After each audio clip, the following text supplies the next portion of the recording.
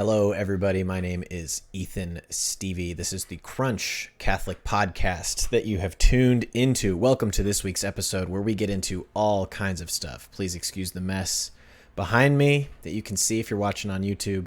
We're moving this week, and it's been a crazy time to move with a 6-month-old that I'm really enjoying. But we get into lots of good stuff this week on the episode. It's dating extravaganza. We had all kinds of people in our Discord community at bit.ly/crunchdiscord submit questions to us about their dating situations of their friends or their families that they need some advice on, they need some input on.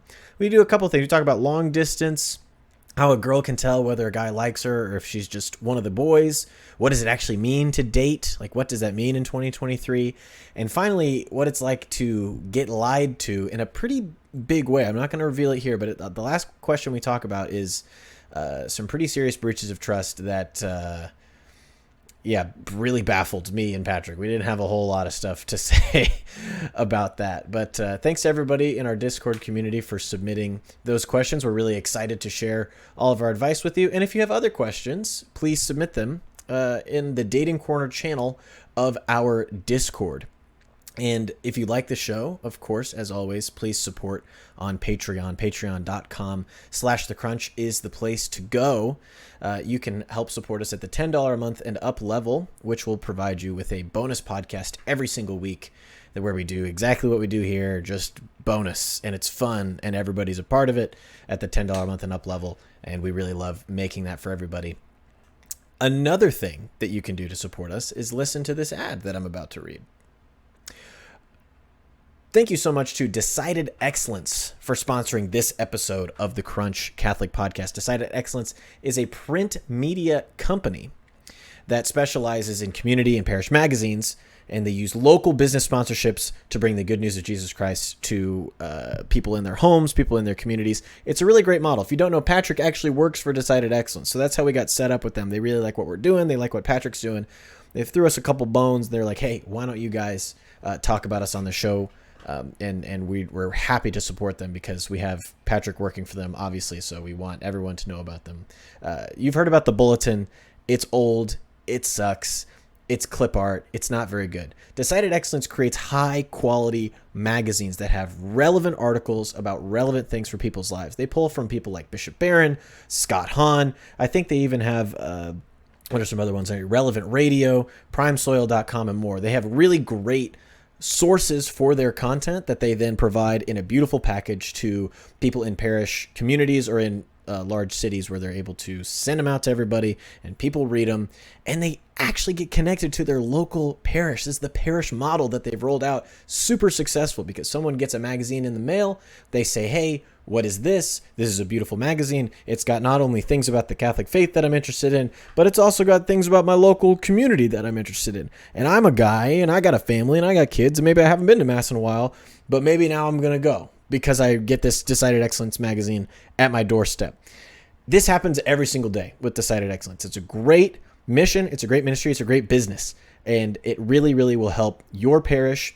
It can help your community. If you're someone who has leverage, maybe you're on a parish council, maybe you work for a parish, maybe you're in a diocese, and this is something you could see applying to a whole diocesan organization, go to decidedexcellence.com to learn more about their parish model and learn about their community models. Join the team, set up a call, reach out to Patrick. I mean, he's happy to chat with you about all the things that they've got going on. But there's tons and tons of advantages that I'm sure we'll get into over the coming weeks.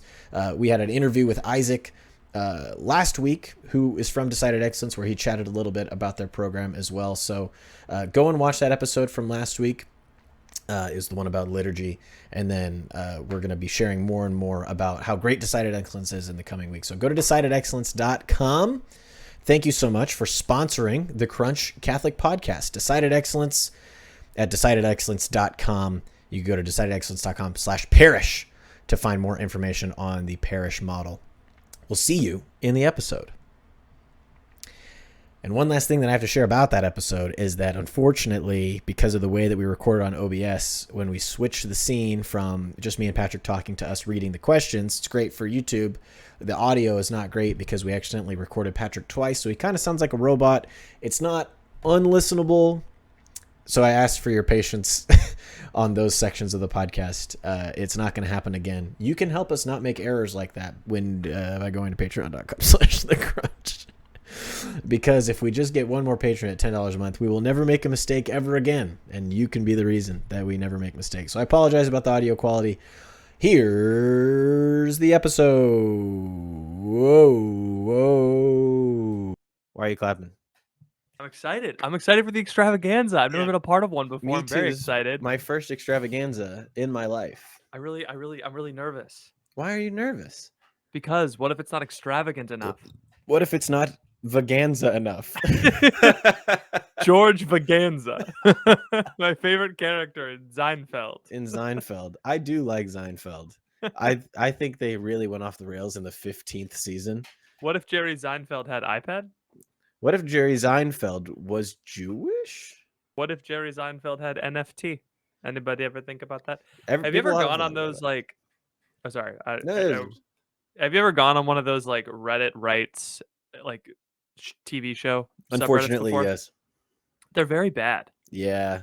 They're never good. No. Well, have people seen the show, or they just know the characters? I think they just know the characters, or they like saw the show a long time ago and they're like, "Oh, I know enough to do it." Yeah. But they really, if they're spending, here's the thing: if they're spending their time writing an episode of a show for Reddit and not like for a studio, then they're probably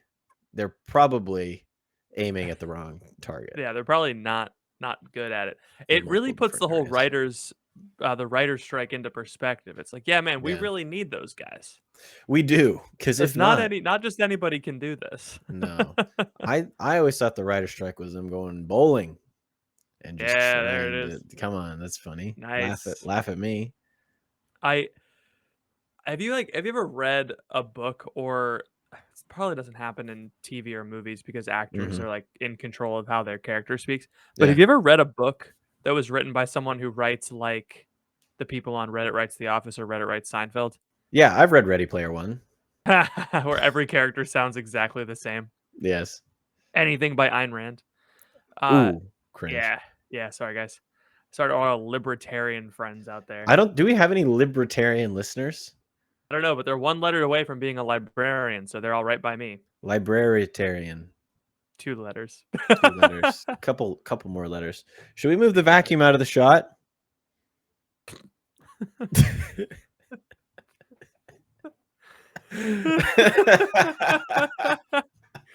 Regular Martin Scorsese over here. Hey, man.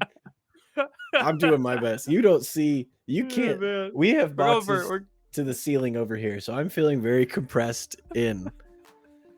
Oh, boy. Why are you laughing at me? Steven Spielberg.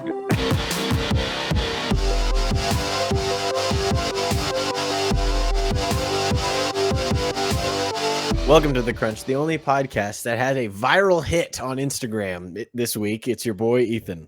And I'm Patrick. And yeah, no, that was huge. It was huge for us. That was a solo homer. It was not properly viral. Like, it was not a grand slam. No. We're not reaching 6 digits of people nor 7 digits of people. We got the K. We did not get the M. You know, like we're not. You know what I mean? Like it's like 10K views. Oh. But if you have 1 million, it's like 1 M. Yep. And that one's bigger than the K. That's true viral. Yeah. Yeah, we didn't get true viral, but we did get like 100 followers in a week on our Instagram account. That's huge. Which for us, this is big because now our goals and our dreams of being liked might actually come true. That's 15% growth. And you know that because we had 800 and now we have 900, and that's roughly 15% of 800 is 100. Calculator like a freaking. No, I just did. Just know. Okay, so a fourth of one. Yeah, I just know generally. Check my math. Put down in the comments if I'm good at math or not. People are putting a lot of things down in the comments these days, especially on our YouTube page. It's Have you very seen this? confusing. Yeah, it's very confusing to get a bunch of, like, dollar amounts in my email, like, this person Yeah. commented 42.80, and I'm like, "Did you give us 42.80? No, no, no, you're just No, no, no, commenting 42.80. no. There's Joke's on you, everybody who commented a dollar amount in the comment box actually owes us that money." right. Some So, guy DM'd me $69,420, so he's really not doing he's well in that case. screwed. It's over for him. Uh, Call me Fannie Mae, 'cause I got your credit report, baby. That was a miss. That was a whiff. call me call me Aunt Fannie Mae.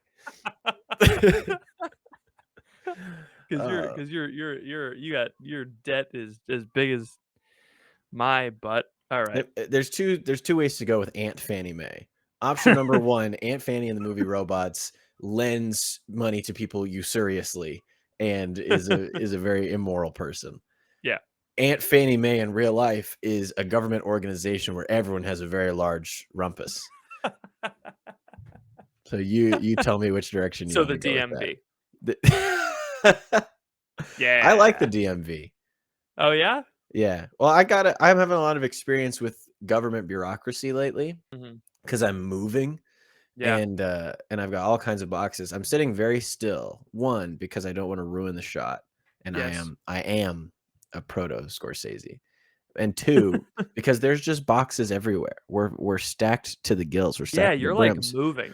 We're like moving. Like last night we were packing and we put a bunch of pots and pans and filling up boxes and boom, paper in, and then we finished and it was like we had done an hour and a half of work, but it felt like there was nothing more packed than had previously been packed.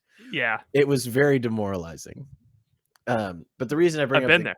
Yeah. the reason I bring up the government thing is because I gotta go. So it's a new construction home. It is a house that now exists that prior to now did not exist.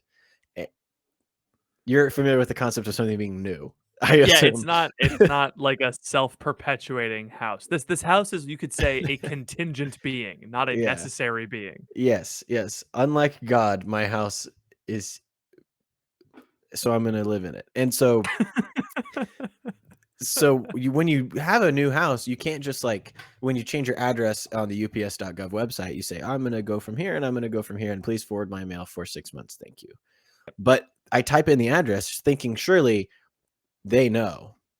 They have no idea. So you got to go to the local post office and be like, hey, there's a new house that you guys have to know about now. It's not like You guys really gotta figure this out. I always thought that they just kind of saw houses and the local postman was like, gonna add that one to my route, Mhm. But apparently you have to go in and tell them.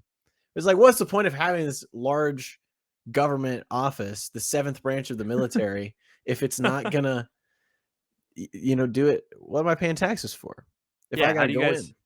Yeah, what's the point of this mass panopticon that we all live in if you don't know that my house has been built? Is What it? were all those permits about? Is there not, like, a system in place where we can say, "Hey, I built a new house," and the post office goes, "Great, thanks, I'll just add that one. Oh, you guys moved into that new house? Sweet, easy peasy, lemon squeezy." Yeah, If you think it would be Facebook can simpler, figure out right? how many people are in the market for a car and you can just Yeah, advertise to those people for, like, right. 20 bucks, Yeah. surely the United States Postal Service can figure out where a new house has been built, Surely you there's a know? guy somewhere in hiking boots with white socks and a blue shirt that can figure this out, you What's know? that a reference to? Every postman I've ever seen kind of looks like Oh, that. I gotcha. I was Yeah. picturing, like, a dark blue, like royal blue, No, but you're think picturing, like, think post office blue. boomer priest blue. Oh, You know, boomer priest, Jesuit they have blue. yeah, they have, like, that blue Mhm. clerical shirt, you know? Yeah, yeah, It was really popular. yeah. The denim clerical shirts. Yeah, they're all Gelerics.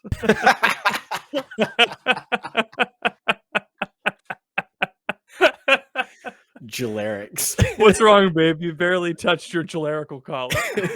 That's actually why they're called Jesuits, is because 'cause they're in jeans. Yeah. Hey, maybe it would be kind of like a modern day chastity belt for some of those guys, Yeah, it would The certainly the chafing would maybe prevent them from doing things that are untoward with their nether It took regions. everything in my power not to tweet this, but a Jesuit from America magazine was like, "It's Uh-huh. about time the Pope let priests get married," and it was the guy was like, Ugly. he was old and like balding, and I wanted Yeah. to just post his profile picture, just say, "Good luck, buddy." That's all I want. Oh, dude. Just like I hope That that would have doesn't been that would have happen. been mean. Imagine like a 60-year-old, like just rail thin, has only ever lived by himself, has Yeah. really never talked to women, priest, like opening up a Catholic match account for the first time, like just poor guy. Yeah. Have you seen the way that priests eat? I love all the priests out there. If you're a priest and you're listening, but your guys' dietary habits are the It's worst. crazy. It's Literally, they'll crazy. they'll like go in their fridge and be like, "Oh yeah, here's some ham from like 2 weeks ago. I'll just put this in the microwave and eat it." It's like, what are you doing? What you Did no need? one tell you can't do that? You need a This is vegetable. this is a genuine issue. I've heard this criticism levied against married men, and I just don't think it's true. No, That no. like someone said, oh no, never mind. It wasn't married men. It was famous people. Famous This people. yeah. It was that people get frozen in the age that they became famous Mm, because no one has ever demanded that they change. right. And so like the same thing is true about they were saying the same thing is true about married men. I don't think that's the case. Um, I don't think it's the case with married men at all. I think it's definitely the case with priests. it's definitely the case with priests, without It a doubt. can be because within Yeah. in certain situations, right? Like you're frozen in the year that you entered seminary because like you've never really had to like grow much beyond Mhm. seminary. You've lived, you have the the habits of an 18-year-old and like the cleanliness of an 18-year-old. It happens and there's really no until you become like a pastor, I think. There's really no like Yeah. Or you get a motivation. concubine. Yeah, there you go. And then you have to get really good at Yeah. hiding stuff. Yeah. Just like married men. I'm kidding. I don't hide anything from my wife. My wife has access to my email, so there's really no. She looks through them she does your emails for you. Yeah, that's why she got because I'm so bad at emails. We were like missing important things, and so she just has access to my email I now. don't understand how you can be so bad at email. I'm frozen in the year that I became famous. Oh, What year was that? I don't know what year that was. it's one of those Seinfeld years that we just don't know about. This conversation about married life, bachelor life is all very good because it transitions us very smoothly Yeah, into what we're doing today. our Um, extravaganza. can we tell people what we're doing? Yeah, so we, of course, are well known, well renowned in the podcasting space for our urgent care clinic, our urgent care dating clinic run by Mm-hmm. Dr. Ethan, his private Mm-hmm. practice. Yes, Uh, it's Dr. Ethan exorbitantly expensive. is incredibly We make expensive. very much money from it. We drive Mercedes Benz, one that we share together. Patrick gets to drive it on even days. I get to drive it on odd days. On leap day, we sit on each other's laps and drive it around. I control the pedals. We sit on each other's laps. I don't know. We've interlocked somehow. Somehow. But unfortunately we have a little bit of a backlog because we didn't get to do Dr. Ethan's dating corner over the past couple of weeks. Yeah, we were And doing other so stuff. We're not a and so we one-trick decided, pony. no. If you want a one-trick pony, go over to other Matt Fradd. podcast. Got him. There it is. Bam. So Hey, we did you see? Actually, the reason I had Matt Fradd on my mind is because he stole our video idea. What? We did a podcast. Brett Cooper is wrong about pornography, Yeah. and then he did a video. This responding to Brett Cooper's comments on porn, and it was the same. I mean, obviously he articulated it way better because he has like a master's degree in podcasting. But we, but it made me feel good because I was like, all right, we made this 2 weeks before the guy made it, and Yeah, we didn't make it better, surely, but we made it first. indeed. So And you know what that gets you? That and 25 cents will get you a bubble gum. yeah, I know we're dumb. But anyway, we got a backlog. It's dating corner. Yeah, so we got a lot of dating corner things, but I've been looking through some of these submissions from bit.ly/crunch discord. If you go to bit.ly/crunch discord, we have a dating corner section Mm-hmm. where people submit their problems to us, and then we respond to them Yes. on the podcast. And Yes. it's very nice. And then the other thing you can do is you can DM us, and then if you want If it to it's be more of a anonymous, private if it's more of a situation. private thing. So Let me yeah, just bit. say, we've had multiple people get married because of our advice on this It's section. So if true. you're It new to the is true. show, if you're not in the Discord, That's not even a joke. that's not a That's joke at real. all. Yeah, that's 100% real. There's a guy that came up to us at Seek that said something to the effect of, "My wife is pregnant because of your podcast," which is just an insane thing to say. Some people put the podcast on to go to sleep. Some people put the podcast on to do other things. What can I say? I can feel the getting There's just something about Ethan's Kermit the Frog impression that gets people in the mood. I can't do a good Kermit, or Within else the confines of marriage. you only do a Kermit the Frog impression within the confines of marriage. So here's the ask here. bit.ly/crunch discord. It's a Discord community. If you don't know what Discord is, it's a community full of people that all love our show and want to be friends. And we talk about lots of different things. And there's lots of really great discussions that happen. But Yep. specifically, we got all of these questions from our Discord. So I'm if so you excited for want to this. know about dating, and if you need some help, we're married. We got kids. We've been doing this a long time. I'm 26. So I think I have a thing or two to say about life. I'm halfway through my life, hopefully. Oh, I I'm hope just kidding. not. Let's get into it. We have producer Ryan today that's Yeah. behind the You may scenes. see his elbow in the shot a You might couple see his times. elbow. You might hear some clicking, and he's going to pull it up for us. If you're on the YouTube, you're going to see it right now. Bam. And we're going to get going, and Ryan's going to take us to the first question. Okay. I'm so excited for this. A lot of All right. text, but we're gonna work it out. This is So the girl. our first question. Girl is back in town. Patrick, do you want to read it for us? All right, Ethan. So our first question: the girl is back in town. I had this woman in college that I became pretty good friends with over 3 years and continued to spend time with in our friend group after we graduated college. I had multiple close mutual friends encourage me to ask her out because they thought she liked me, and I was getting some signals, so I figured why not. We went on a date, and she told me she wasn't interested in me, and also that she wasn't coming back from the East Coast where she was going to start her MBA, travel the world, etc. Classic MBA vibes, honestly. I know. Imagine going to the East Coast to get an MBA that you could get in your community college locally for like a 16th of the cost. And then be like, I'm going to travel the world. Oh, yeah? Great. People like hiring is like, oh, where'd you get this MBA? The East Coast? Oh, we'll pay you double. Yeah. Thanks. That. I hate the East Coast, dude. She's not coming back to our Midwest state, etc. We parted ways amicably. Haven't seen her since, except for a couple brief encounters. Fast forward 3 years later. She's moving back to my town where she's from because she discovered East Coast life isn't for her. And she wanted to come back home. You're from a Midwest state, well, from a West state, Midwest-ish. Is there like the East Coast is pretty big. Is there like a pathology about the East Coast and the Midwest where they're like, the coast, it's so hoity-toity out there? We generally despise people from the coasts. It's like a big city thing, but the problem is that everyone who lives on the East Coast kind of acts like they're from the big city because they're just in proximity to so many big cities. Whereas, like, it's difficult, especially in the Northeast, to drive for 8 hours and not find a large city. You know, in rural Kansas, it's very easy to do. And so I think there's kind of just a disconnect in terms of expectations about life, liberty, pursuit of happiness, etc. Sure, I think the suburban big city people are my least favorite because they act like they're like, yo, we're from Boston. Yeah. But really, you're just like 5 miles from a BJ's.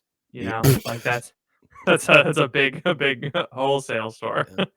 Yeah. It's or like restaurant. I don't know what it is. It's also the people who are from the East Coast. They're like, you drive a big truck, and they're like making fun of you, and it's like, hey, my dad needs his truck to feed the hogs, and like you're being mean.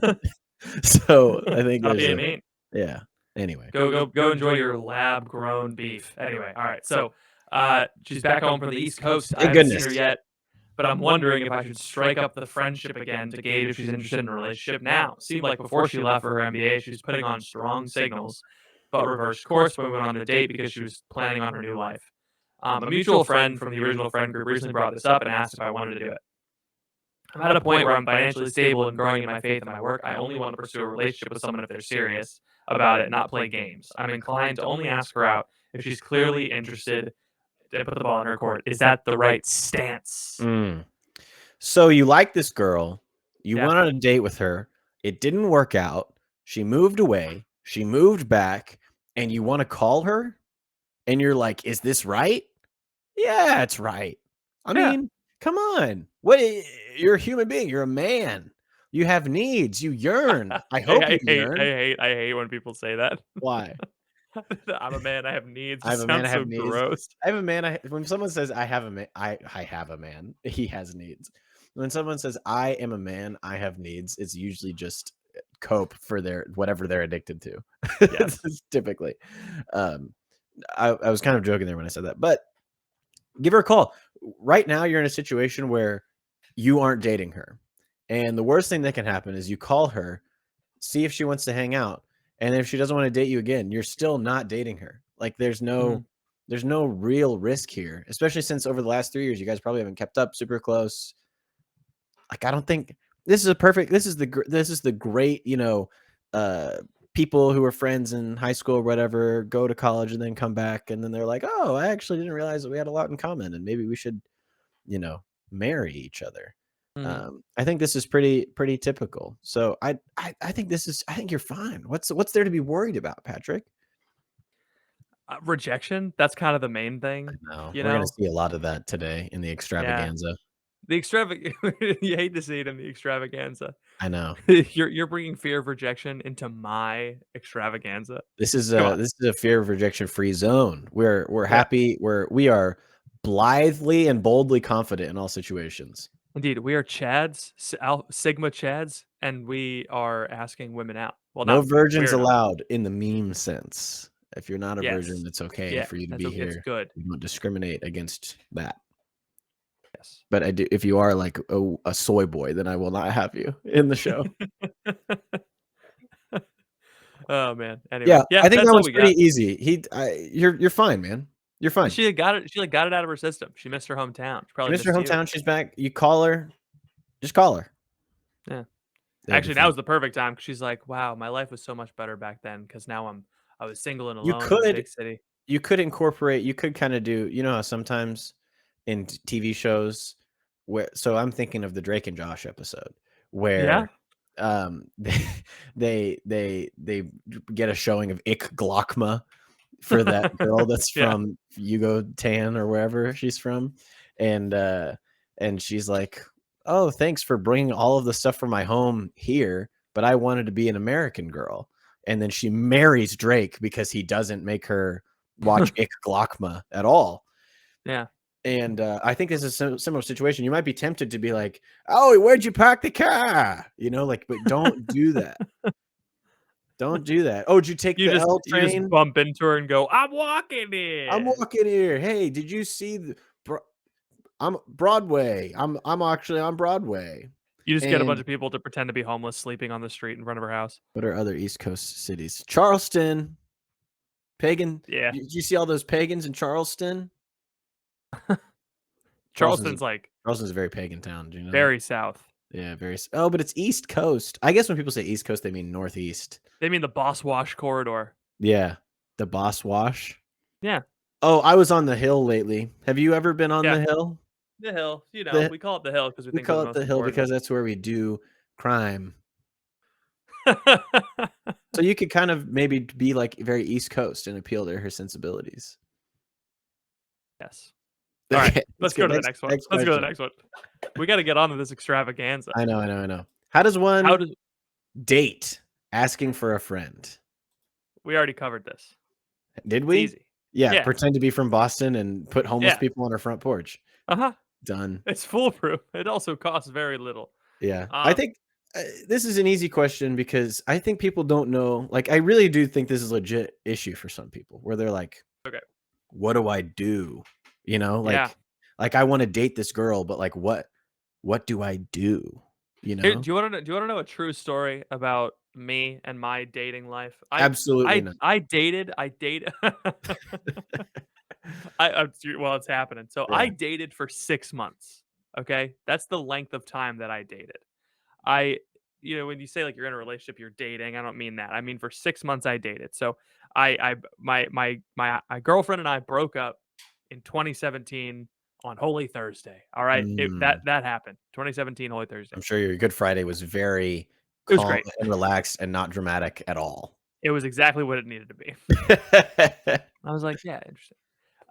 But it was like that 6 months. I said to Yeah. myself, okay, I am going to lawyer up, hit the gym, delete Facebook. I'm gonna Mhm. like go nuts. I'm gonna like really work on myself. And I got Mhm. back to I was like, I'm gonna give the advice that Ethan and I have been giving people every week on monthly mailbag, which is a segment that we've done every month. Every month for Every this since month. the beginning of the show. Monthly mailbag was proto Dr. Ethan's dating corner because people would just ask us dating questions. Yeah, pretty much. And so I was like, I'm just gonna ask people out on dates. Ask women out on dates. Hey. Happy Pride Month. and and so I was like, I'm just gonna do it. And then whenever I was interested in a girl, I just walked up and like someone that I knew, and I said, "Hey, I like you. I'd like to get to know you better. Would you like to?" And then I would say, "Go get Italian food at this Italian place. Would you like to go get yogurt at this new frozen yogurt shop?" It was like a new frozen yogurt shop in 2017. It closed down shortly after. 2017 is too late for frozen yogurt 2017 shops. was a real moment for frozen yogurt. I think it was resurging in 2017. Yeah. Yeah. All the pink berries in my hometown closed. 2017 was serving yogurt, I will Was say. it's giving frozen. It's giving froyo. That's what I did. I asked out, I think, 6 girls total, 1 per Nice. month, and I think 3 of them said yes. That's major league, right? One of them was my wife. That's major league. That's major league. Talks about himself. Yeah, I was pretty major league. I mean, not a big deal. That's what my friend said. He was like, "That's major league," but I Yeah. appropriated it to myself because, you Mhm. gotta hype yourself up sometimes, right? I They're agree. like, "Hey, if you have a 50% success rate, that's like the best you're gonna get. But hey, you're gonna Yeah. get rejected 1 out of every 2 times, 1 out of every 3 times, and that's fine. You just gotta deal with the rejection, and then you move on." But you know what the cool thing is, Yeah. and this is why it stuck to me. I was like, the first girl that I ever asked out after my girlfriend and I broke up rejected me. And the crazy thing was like I was like, "Oh, that was nothing. That felt like nothing." Yeah. Patrick's a Because sociopath. He has no feelings. no, the reason it felt like nothing was because I had just gotten broken up with after a Mm. 2.5 year relationship. Yeah, yeah, yeah, yeah. So it was like compared to that, it Right. felt like absolutely nothing. And so Mhm. like I was like, "Oh, there's really no risk," because I didn't build it up in my head into something that it wasn't. And then Yeah. when there was a no, I lost all of that imagination, right? Like that's never gonna happen now. Right. And so how does one date? You stop imagining things. Yes. Don't convince yourself that the relationship is something more than it is. You just ask the girl out, Mhm. and then if she says no, you move on. Yeah. And then if she says yes, you go on the date. And then if it doesn't go well, you just don't go on another one. Right. It's very simple. All you have to do is find someone that you want to spend time with and invite them to do things that you like to do together, and Yeah. then see what things that they like to do and then do them with them. And then eventually you do bring kids along with you. And that's really all it is. It's just like, I think the big hurdle is that people think when they're like asking out a girl, they're asking, "Will you be my girlfriend?" Which is a bad "Oh, question because then oh, you're like, you know, you just it's a date can be a date. You can go on many dates. in a week. There's no strict rule of exclusivity or number of dates or how many. It's like you just gotta do it and be clear and honest and communicate and all that Yeah. stuff. It's fine. And so that's how you do it. I think a lot of like especially trad leaning people, they're like, Oh, "Yeah, you got to court. You got to court." And they're doing the noble obstacle thing. yeah. Yes. Have you ever like I want to write this article, but first I have to read every article about this topic ever. It's like a noble obstacle. You're procrastinating by saying like, "Oh, Right. I can't write the article until I read every book that's ever been written about this subject so I know what I'm Yes. talking about." Yeah. People do We that with can't like start a YouTube dating. channel until we have enough money or whatever. Yes, exactly. We like put an obstacle in front of you gotta close the gap between thinking and doing. Yeah. Yeah. Yeah. Me Yeah, and that's from Patrick that are podcast. sharing business ideas and actually listening to each other. It's a new world where Patrick's teaching me and I'm teaching him, and we're growing faster than ever, and it's exponential, and you're never going to see anything like what we're doing ever again. I'm going to go viral on Instagram again, and it's going to be amazing. We're going to have 1,000 followers, and we're going to be famous. It's going to be great. I'm going to be stuck being the same guy that I was when I got famous. Frozen in time. And I'm going to be serving like Captain America before me. Yeah. Chris Evans, except it's me. I'm very strong. All right. I just had a bit of a manic episode. I got 2 hours of sleep last night, so I'm you can't. You put the man in manic episode. Hey, do you want to do the next question? Yeah, I do. I hope that was helpful. I apologize that I kind of took that one over, but it's something that. No, it's the people, they need you. Set the stage for engagement. I have a real one. You are a real one. You are a real one. My friend, 27, not Catholic, has been dating a few guys. Dating a guy a few years older than us for a few years. They've been living together for over a year now. She wants to get engaged, start a family. He has a good job, so does she. But he's dragging his feet on getting engaged. Dun dun dun. He's taken her ring shopping, but it's still on the outside. It feels like he's always giving some kind of excuse, money related. He seems like a nice guy, but to me it seems strange because most of his friends are married with kids, so I don't know why he wouldn't want to do that too. It worries me for my friend, and I'm wondering how I can best advise her in this situation. Would it be wrong to tell her to give an ultimatum? Yes. Don't tell her to give him an ultimatum. The genesis of every good relationship is an ultimatum. Can I say that? Unless you give people only one way forward or a way out, then you won't be happy. Yeah. She's currently of the mindset. It's bad idea. She is currently of the mindset that he will be proposing in the next month. I'm worried that she's going to be let down again. Yeah, that's a good thing to talk about. Yeah, I don't think so. One of the rejoinders that we have on this podcast often is it's all about communication, baby. It feels like there's maybe a lack of communication in this triumvirate that's been established here between you, question asker, wishy-washy boyfriend, and your friend. And so I think it's don't tell her to issue an ultimatum at all. But you can say things like, hey, do you know where Brian is at on proposing? And she'll be like, oh, I think he's proposing in the next month. And you can be like, well, has he said that to you? Or are you assuming that? And she'll be like, well, I'm just assuming it. And then she's like, well, I don't want you to get hurt again. Yeah. So do you think, I think it'd be a good idea for you to talk to Brian and get some clarity on where he's at, because I love you and I care about you and I don't want you to get hurt. And she'd be like, oh, great. And she goes, hey, Brian, when are we going to get engaged? And Brian says, I don't want to get engaged because I'm afraid I have wounds from my childhood and I can't do it. And then you'll be able to open that can of worms together. Yeah, I think that's good. I think it's good advice. Yeah, ultimatum's bad. And also another thing, we talked about this before last week, but it's not your job to fix your friends' relationships. I don't care if they're living together. I don't care if they're having kids out of wedlock. I don't care if they're doing heavy drugs, maybe step in. But dear listener, you have to use prudence, because obviously every situation is different, but you can't take responsibility for someone else's life. It's not your job. Unless they specifically say, hey, I'm stuck in this thing and I need your help to get out of it. Then it's like, it doesn't matter how long it's taking them to get engaged. It doesn't matter. Yeah. It really doesn't matter, because it's not, you can be there as a friend to support, but maybe they never get engaged and they just live together and they have kids and they never get married. They get married at a court of law. Okay. Are you going to keep loving them, or are you going to decide to not be friends with them because they did something that you wouldn't do? Yeah. I would never be a firefighter. Two of my very good friends are both firefighters, and they tell me about some of the things that they see on their runs, and it's just like, I could never do that. But that doesn't mean that I'm not their friend. It's the same principle here. Same principle. Dear listener, I'm asking this question. I don't want to accuse you of anything. Oh, I do. I don't remember who wrote this, so I might be able to answer the question if I remember who wrote this. But are you living vicariously through your friend's relationship? Don't do that.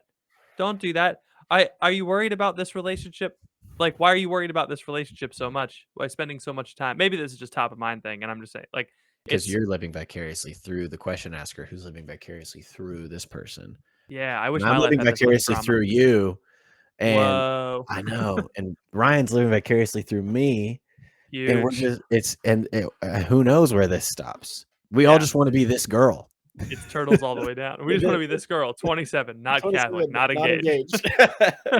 Honestly, those girls rule the world. Not engaged, non-religious women. That's true.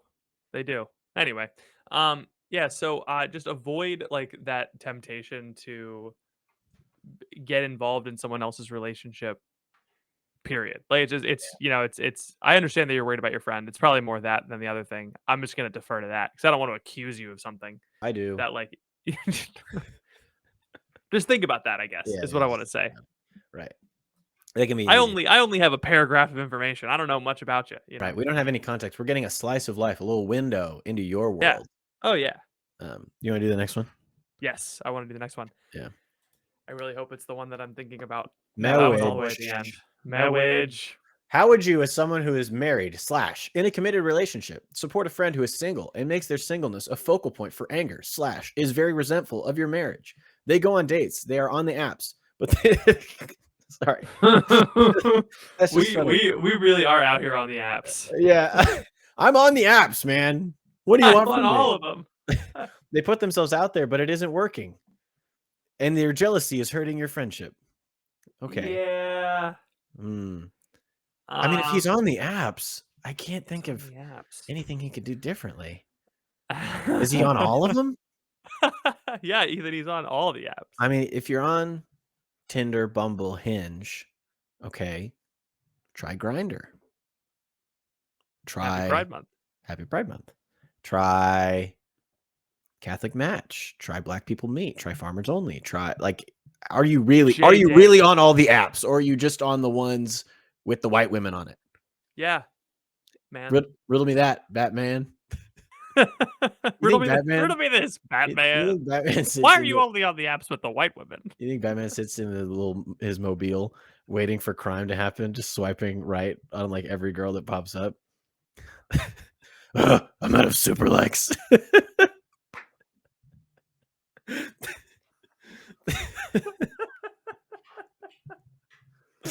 Just bored, like looking for crime. Anyway, do you think it would help if I switched my height to 6'2"? I can't date any women named Rachel. There's too many wounds. Too many wounds. Okay, back. Do you think I should take my parents' death out of my bio?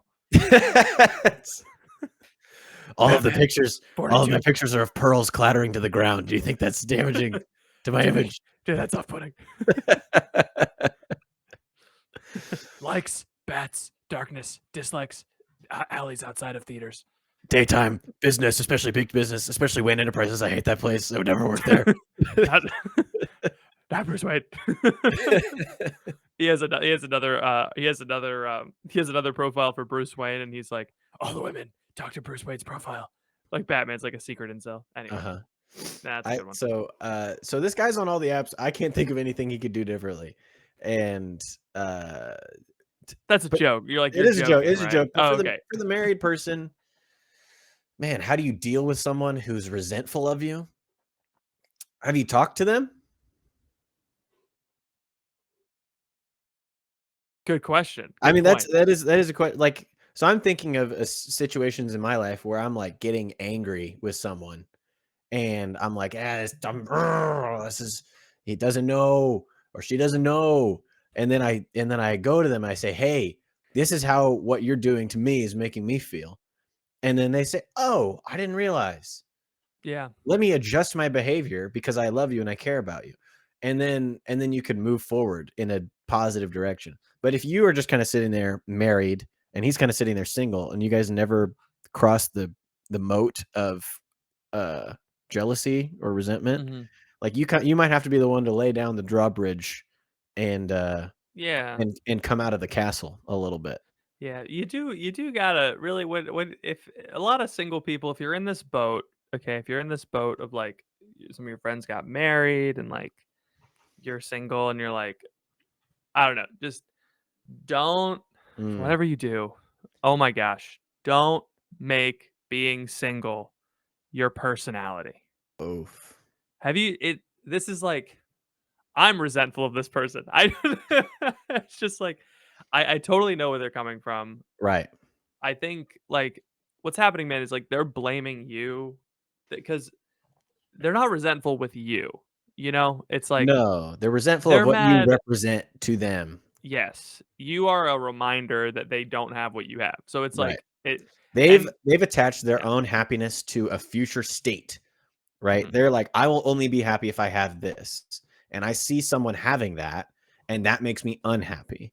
This is yes, a flawed way of thinking because happiness should not be dependent upon external external, situations or yes, yeah, circumstances. Not, I mean, happy. I mean, you can be happy if you like have a piece of cake now and you didn't before, but like true, like that's yay, I have cake now. hey, But in terms of like real joy, real everything's coming up, contentment, Millhouse. real like satisfaction with your own state in life, you can be poor. I've met homeless people on the street that are just happy as a clam, that have Yeah, no yeah, no issues.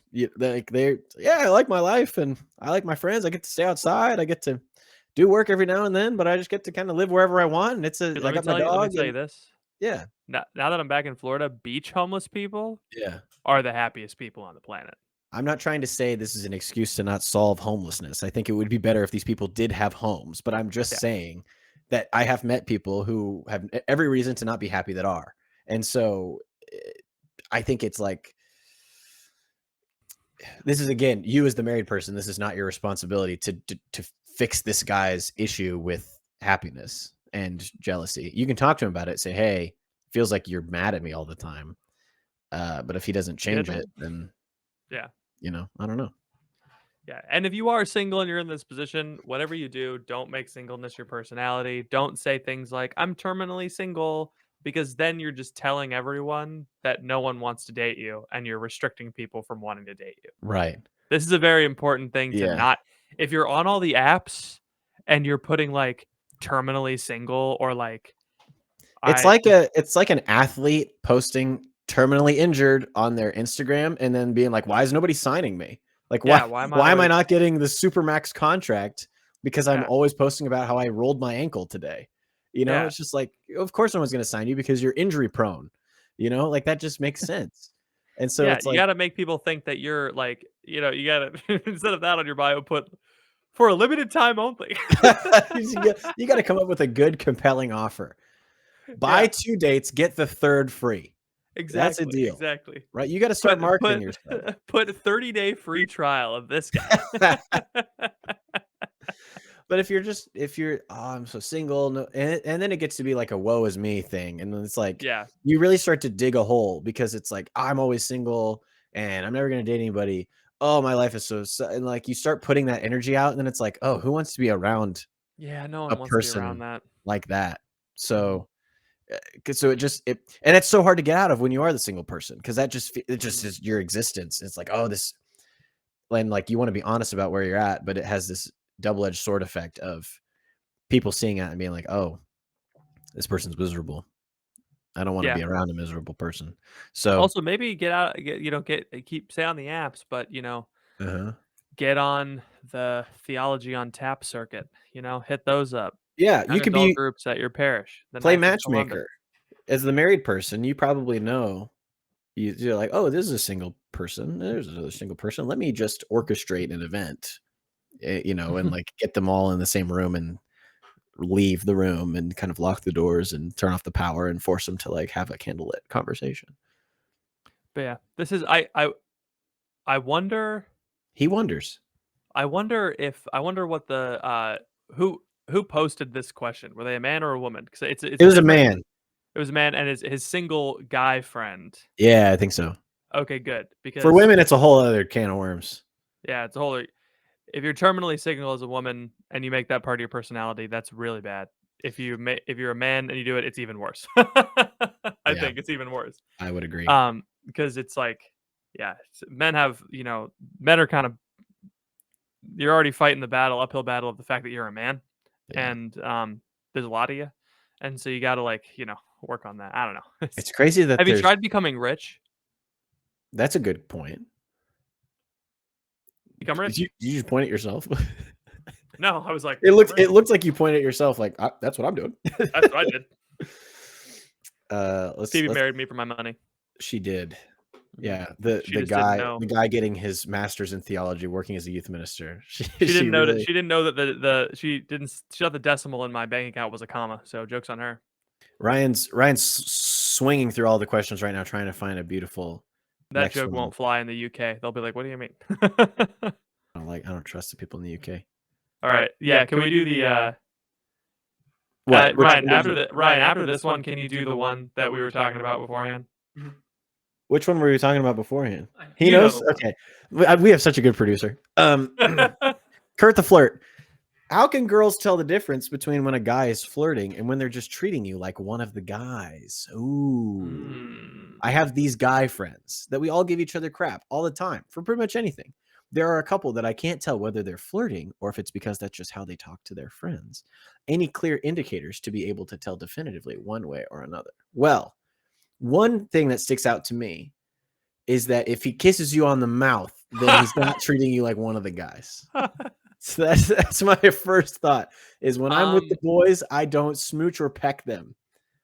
I think he likes you. Based on my limited knowledge of the situation, I think this guy likes her. You think so? Oh yeah. I think these guys, all of them. One of them smiles at her more when he's drinking. Yeah. That's the inhibitions coming out. He's guarded. No. Guys, this is the reality. Guys are incapable of thinking as a single guy. A single guy is incapable of thinking of a single woman as one of the guys. Right. Now, this is not to say that men always think about their female friends as potential partners. That's not true. But it is incapable for a man to think of a single woman as one of the guys. Because no matter how tomboyish you are, no matter how much you get the humor, and no matter how much you like understand where we're all coming from, you just can't. You aren't. You're a woman. You're a woman. You're a woman. And so like, it's like there's a barrier that will never be broken and can never be broken. And all guys like subconsciously know this and understand this, which is why like being with the boys is such an important facet of the male experience. Indeed. Because as soon as you introduce a woman into the equation, the temperature of the conversation shifts, the tone of the conversation shifts, the way that people talk is different. Not because it's like, oh, we have to hide our true masculinity from women, but there's just like a different energy. You can make jokes about kissing the homies when those homies are boys, but you cannot make a joke about kissing the homies when those homies are girls. Yeah. Like when all of the guys together, we're like, what if we all just kissed right now? But like, I don't say that when the girls are around, you know? Yeah, that'd be weird. That'd be totally weird and strange, and I wouldn't do it. Yeah, but I also, I will, a word of caution about the smiling when intoxicated. Back when I was a single man and I used to drink more than I do now, there would be times where I would drink and I would be very attracted to someone who, when I'm stone cold sober, is just a friend to me. And you think so? So, and I've never had that experience. But it did not betray like a deep, like, oh, I really do like her. It was like, oh, this would be fun if I had to kiss someone, you know, like that's what it would be, you know? Sure. It's just kind of hammered and wanting like some type of physical interaction with someone. And I then, see. So I don't know. I don't know the true intentions behind this guy. I assume they're all good dudes, but just because someone smiles at you when they're drinking does not necessarily mean that they like you when they're sober. Fair enough. So unfortunately, I'm right. sorry. I gave bad advice. No, it's just you haven't had the same. I've been in some. Anyway. But no, you can't see. The super likes joke was just not top of mind for me. Like I just yeah. Well, I was Batman in the car for a long time. Oh man, I ran out of super likes. Robin got so many more likes than me tonight. What am I doing wrong? So I think temper your expectations. If someone likes you, they will make it known. Yes. There's no like most guys today. I think hints, like dropping hints, is like a thing that's made up by TV. Like I don't think that's real. I think like if a guy likes a girl, he will like text her all the time and try to be around her and try to sit near her and like try to be in interaction with her more often than he interacts with other women. That's what will happen Phoebe if a guy likes figured a out girl. that I liked her because she was talking to a friend and was like, my friend was like, Patrick's so bad at texting. She was like, really? Text me back all the time, like right away. Exactly. So, So yeah. it's not like, I guess you could consider those hints, but it's like the hint is I want to spend more time with you. Yeah, the hint is not I'm like subtly dropping these hints. It's like I am subconsciously dropping these hints. It's not like an intentionalness on the part of the guy. It's like you could just tell Yeah. certain things and you're like, "Oh, but it's not universal, right? Cuz like some guys text back right away, everybody. But like for me, it was like Patrick behaves differently towards me than other women friends that he has. Yeah. Therefore, he probably considers me to be different than his female friends. And that must Therefore, mean he thinks that I'm one of the guys. Okay, got it. okay, got it. Yeah. One of the fellas. Okay, One of cool. the fellas. Nah, no, no. That's good. Ryan, what's the next? I'm curious to Ryan, know what the brain trust has come up I with. need you to know. I need you to hear the one that I want you to do. It's not the Jewish one. It's the other one. All right. Oh yeah. Okay, okay. I know what we're talking. That yeah, it's that one. Oh boy. So I've been dropping unfortunately, hints about this one. yeah, unfortunately, I did read this one prior, and the surprise was spoiled. But I have not read this one. Patrick, go right ahead. Yeah, okay. Hi, I have a dating corner thing for you. No reading ahead. Apparently, there's a big twist. No reading ahead. Everyone I play briefly along. sent it in the main server, but then I decided I don't want my name attached to it because a couple of people I know IRL in the server who might be able to figure out who this is if they knew that it was me who sent it. So it's fine to have it in episode. Just please don't mention my screen name, LOL. This is a resolved situation, but I wonder what the good doctor's take on it would be in retrospect, First of specifically all, since don't bring me resolved situations. You don't go to the doctor's office and be like, my leg was broken and now it's not. Anyway, it's still a second opinion. yeah, that's true. I wonder what the good doctors take, I'm ready. especially since I feel like in situations it'll probably only become more and more common. So, a couple years ago, a male Catholic friend of mine started dating this high church Episcopalian Anglican girl from an ecumenical campus Christian group at his college. A lot of qualifiers on that girl. Ooh, There's a lot of church. adjectives describing this woman. Woman's got too many adjectives. Let's see her pronouns. Beginning stages were great. Before too long, he was pretty much head over heels for her. They were talking explicitly about discerning marriage, Oh, how wow. the different denomination would work. The whole relationship seemed, at least from the outside, to be generally healthy, everything you could want. But during one of these discernment sessions, she revealed to him that she was born a man. She had male genitalia, the whole deal. He was blindsided. Oh, man. You know, she's just one of the guys. You know what I mean? No one had any idea. Like I said, the situation's now resolved. Tell me how they resolved it. What did they do? What did they do? They either got married or they didn't, but I need to know which one it was. Holy cow. Wow. That's wild. That's like Jerry Springer How did stuff. you... This used to happen on Jerry Springer. This is the kind of stuff that you would see on TV when you were homesick from school. Like, yeah, and now it just happens at college. it just happens to you. I'm going to speak in all charity here. How could you not how could you not tell? How did you not know? You know? Yeah. Like when I hold a guy's hand, I can tell that it's a guy's hand. And when I hold a girl's hand, there's a difference. There's fewer knuckles. You know? Like I don't know, I feel like there's just so many physical clues. Am I wrong for saying? Does that make me an asshole for saying that? This is no, you're right. I feel like you're right. Have you ever been down bad? My girlfriend's hand feels really warm, like a lot warmer than normal. And she got really long. Unless this guy just went like when she goes every day, all in, like shaving all the hair, like.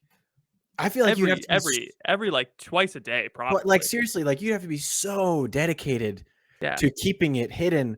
But then there's the jawbone situation. Like, you know what I mean? Like I feel like there's things. like, when he did that girl thing that all girls do where they're like, "Oh my gosh, my hands are so tiny. Everyone come see how tiny my hands are." Yeah. And you, like, your hands are the exact same size. You should have known at that point, right? Yeah. Yeah. I oh man. I just it's crazy to me because by the time I like got to talking about marriage with my wife, like I just knew everything That she about was a her. woman. I knew that she was a woman. That's honestly I don't know what to say because first of all, I I don't can't wanna get our even ads restricted on Instagram no, no, again. no, no, no. I can't even imagine what this guy went like that moment of like thinking that you're dating a woman and then it's a man. Did That's like the did biggest rug pull of all time. did he never wear pants? Did What do you mean? like Who? Which he? You gotta the we gotta qualify. the transgender person, Uh-huh. did they never wear, like, they had male genitalia, so, like, presumably, like Was it like a Ace Ventura situation? I mean, what? I Have never you ever saw the seen movie. have you ever seen the movie Ace Ventura? No. So there's 2 big plot points in the movie Ace Ventura. Plot point number 1, the Miami Dolphin is missing, right? Someone stole the Miami Okay. Dolphin. So this is good for you, it's a Florida movie. And That's so funny. Ace Ventura has to crack the case and figure out Mhm. who stole the Miami Dolphin. And, I'm pretty sure I can't remember if it's someone that works for the Dolphins or if it's someone in, like, I think it's a cop, like, someone that's involved, like, legally. So he's like a Oh, PI. okay. And so Yeah. there's a cop, and it's this woman, and she's, you know, uh, there's a lot of tension between the 2 of them throughout the whole you're thinking like, "Oh, wow, maybe they're gonna get together at the end," but it turns out that the woman is actually a former Miami Dolphins player that, transitions from a man to a woman and stole the dolphin. Uh-huh. It's like a crazy reveal at the end that, like, the whole time it was a transgender guy, and, Jim Carrey was like, "Brrr," like you can never make this today because No. he throws up like into a bucket when he That's really realizes that funny. he kissed a man. Yeah, you can't make that You now. couldn't do that today. But this is Finkel is Einhorn, Einhorn is Finkel. So I can't remember. This is like that pretty much. It's exactly like Ace Y- Ventura, Pet Detective. Yeah. Um, I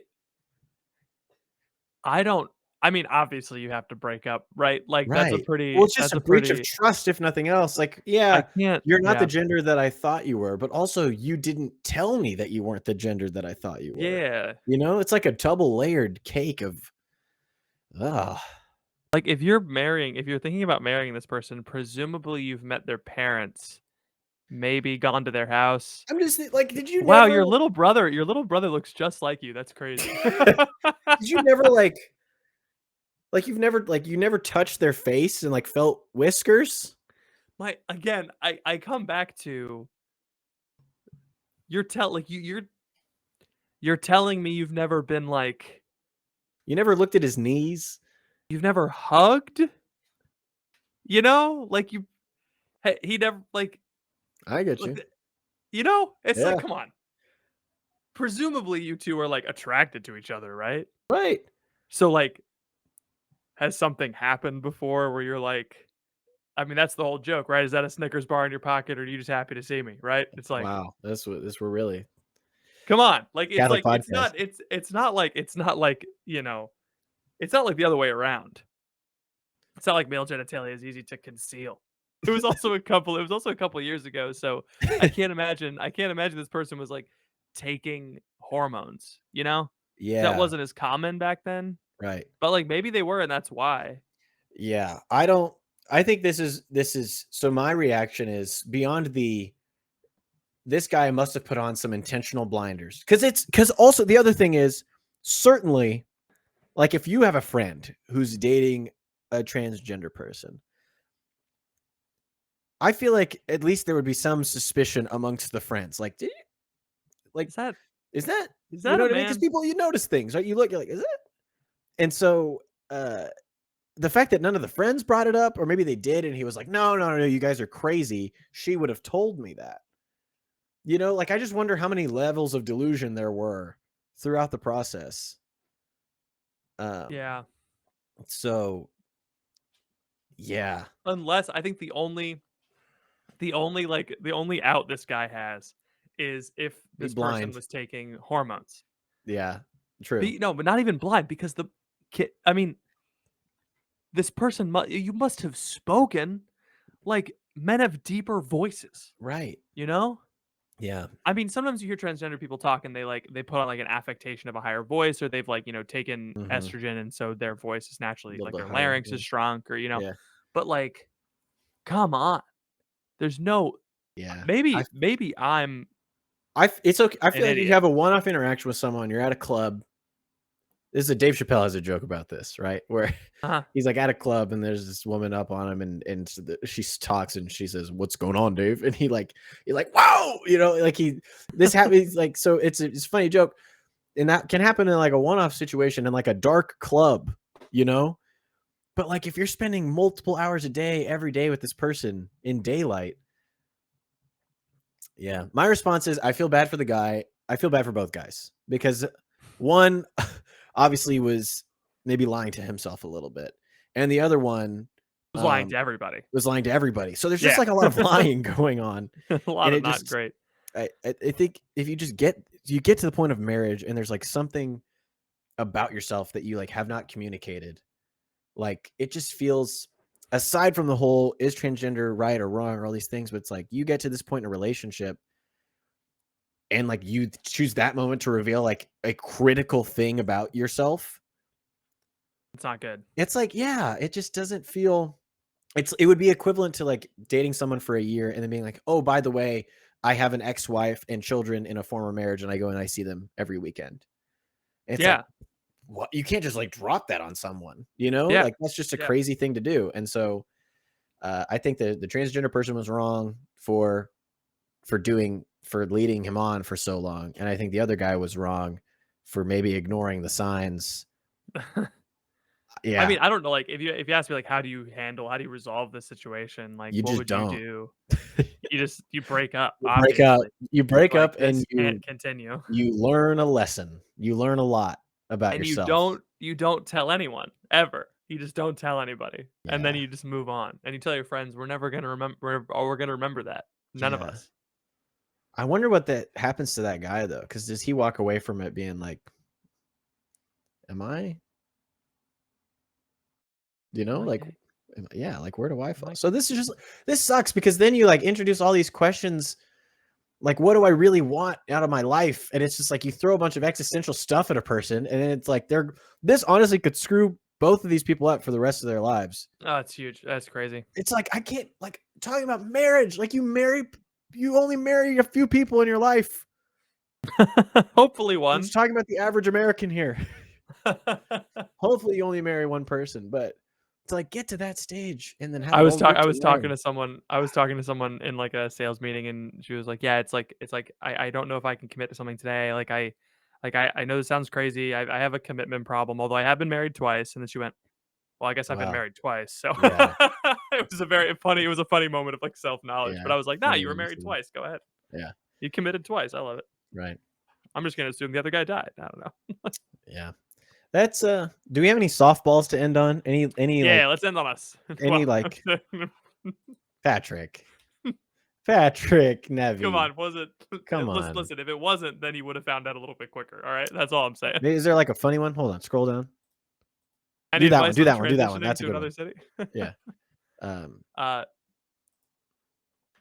So this one is called Sign of Peace, more like piece of that sign that I stole and took home. It was a piece of the McDonald's sign. I was really struggling coming up with titles. That's really more like piece of that sign I stole. So you're on a first date. Okay. Oh, go ahead. Okay, I'll read it. All right. No, you go. So you're on a first date. I want to read the last one. What? You want to read the last one? No, fine. Go ahead. This is going to be the last one. I know. Read it. So you're on a first date, and you've decided to start out with daily mass. Congratulations. You're already doing it right. This isn't, however, just any old daily mass. This mass features the surprisingly ancient tradition known as the Sign of Peace. You don't know what to go for. Is the handshake too little? The hug too much? What is the play for the first date sign of peace? Show her you're a trad, kiss her right on the mouth. The eternal question. Show her that she's not one of the guys, and just do a kiss a piece. But then if you do that, I think you have to kiss everyone around you. No. You gotta turn to Gertrude in the row in front of you and just plant one right on her little gummy mouth. This is the play. You kiss her first. You gauge her reaction. If it's positive, if she's like, you're good. If it's a negative, you kiss everybody. You have to kiss everybody. Jerry, I kissed everybody at church. You kissed everybody at the church? I kissed her. I didn't know what to do. Kramer comes in. Oh, yeah, I've kissed at church. Oh, yeah. The crunch right Seinfeld. Yeah. Come on. What's the problem? That is a George Costanza move, though. I kissed her, and so in order to cover it, I kissed everybody else in the room. You see him awkwardly going around. Just yes. And so there's a big guy, the big Italian guy, just in a white shirt. He's like, "Don't kiss me," and he like threatens to punch him. It's the big Gord from VeggieTales. Gord's Gym. Gord's Gym. So I think so that's a gamble, right? You're spinning on the roulette table with that one, because the house always wins there, and which means you're gonna lose. So don't do that. I think it depends on how much of a first date this is. So like if you've been friends for a while and you like know each other and it's like time for the sign of peace, it's like, oh yeah, go in for the hug because you like know each other, whatever. Mm-hmm. If it's maybe like your first time, like you saw this girl at a coffee shop, you said, hey, I noticed that you're reading the Latin and English Aquinas commentary on the Book of Romans. Yeah. Would you like to go to daily mass with me tomorrow morning? You know, yeah. Like, yeah, then maybe go with the handshake. But you have to lead. You can't, the thing that doesn't really matter what you do as long as you initiate and you follow through. Cause you can't go in for a hug and then be like turn and try to do a side hug or whatever, or like go in for a handshake and then like pivot the handshake into a hug. Like you can't, you have to just know what you're going to do and then do it, and she'll follow your lead and it'll be fine no matter what you do. But you can't turn to her and like wait to see what she does. No, you can't. You got to do it. Yeah. You got to do it. I was in that situation many years ago. I went to Pittsburgh with a friend who was a girl, and it was like, we were like, oh, we're going to go to mass at the cathedral, and then we're going to go to this coffee shop they heard about. Yeah. And we had like never gone to mass together before. And I was recently single, and I didn't think about the sign of peace. And all of a sudden, we offered each other a sign of peace, and we turned to each other and both just stopped. And we were both like, oh, shoot. Yep, that's me. I wonder. I bet you're wondering how I got here. And I just went for the handshake. I baited it. I was like, I'm just going to go for the handshake. I think something that's always, if this really stresses you out and you genuinely don't know what to do, you can go the pious route and just like close your eyes and pray through just ignore the sign of peace. Just like not do it, which I've done before. Because or just take a few steps back and do the COVID. Yeah. Or just I'm sick. And then do like I'm sick. Fist bumps everywhere. Or go to the bathroom. Best time. Hey, I really gotta pee. Just like look at her, be like I have really bad diarrhea right now, and then just go to the bathroom. She won't even be thinking about the side of peace anymore. No, exactly. She'll be thinking about like, man. So really, any of those options are good. Yeah, I think. So just be creative. You know, like this is your life. This is your date. Don't just do what the establishment tells you to do. Don't just shake her hand just because. Give her a shaka bra and go cowabunga, dude. You could do a pinky promise. Yep. That's a sign of peace. You could do a little foot shake. I'm still on like the big Bugs Bunny Looney Tunes kiss on the mouth, and then you do, and if she likes, and you have to make the noise.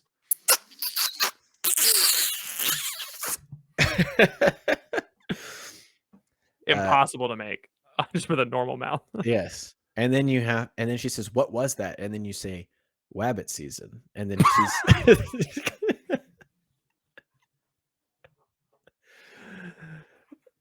And if she says duck it's season, rabbit season, baby. and if she says You're duck in. season, then you're in. If she says, what the hell are you talking about? Move on. She's not for you. If she busts out her Elmer Fudd, you're good to go. Easy. Yeah, man. I can't believe we solved everyone's problems. We only got to like half. We'll have to do this again in like 2 weeks to 4 weeks, maybe like on a monthly basis. We could kind of have like a mailbag where people submit questions. Do you think that'll interfere with the monthly mailbag segment that we do every month? Oh, it might. But I don't think anybody will have an issue. No, I don't think so either. You know, because it's just more content. So really, they should be thanking us. And you don't want a good way that people can thank us for all the content that we make? I do. Supporting your local parish.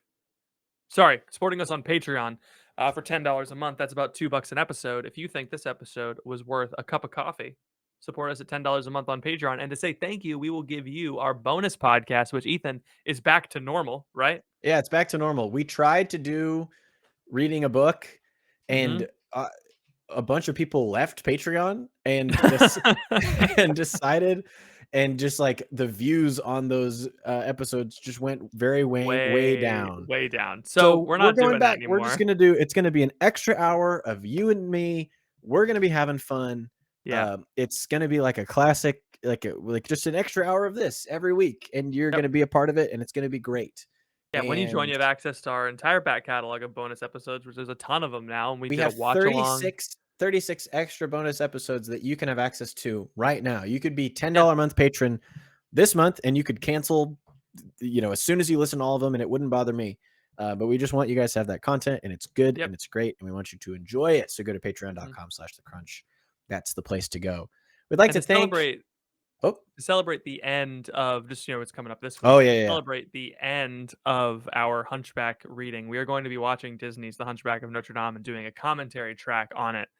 Our Over the Hedge commentary track was very fun, and I'm excited to do this one. I'm looking forward to it. It's gonna be great. Patreon.com/thecrunch. Join it. We'd like to thank Decided Excellence for sponsoring this episode of the Crunch Catholic Podcast. You probably heard their ad at the beginning that I'm gonna do later. And nice. And it's going to be great. And have they sent us the points to read for the ad? Yes. Okay. Yeah. Me and Patrick will get together individually, but we want to thank Decided Excellence for sponsoring this episode of the show. Go to decidedexcellence.com and check out all the stuff that they've got going on. Patrick, do you have anything else for the people? That'll be a $60 copay. You can send it to our PayPal.